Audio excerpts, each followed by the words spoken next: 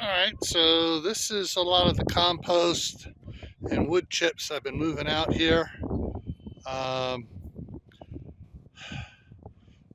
Last year it ended, where's my finger? Right about there is where the garden area ended, so I've increased all this out there.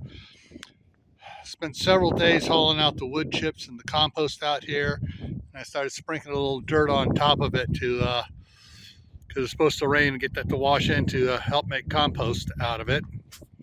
Let's go take a look at a couple other things here. Almost forgot. So in front of the line out there, up to here is a low spot out there. I'm going to be putting more wood chips in there. Then I'll be rotor-tilling this area up here down and moving some of the dirt over there and putting more in here.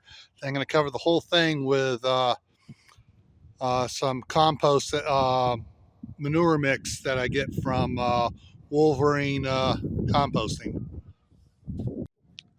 All right, that's a big truckload of wood chips that they dumped after they took down the box elder tree. Let's go look at some more stuff. All right, so the clear patch here on the ground is where I cleaned out a lot of the compost and wood chips that I had composting from when they took down the cottonwood trees here.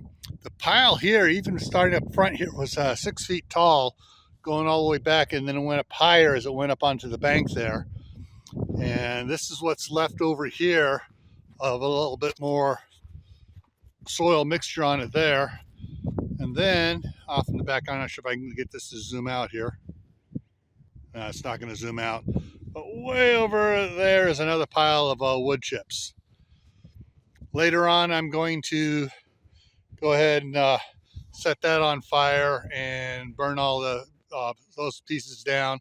There's a bunch of grass clippings in there and some other stuff. I'm just going to mix it up as it burns and get the biochar mixed up in there. Then I'll sprinkle that on top later on.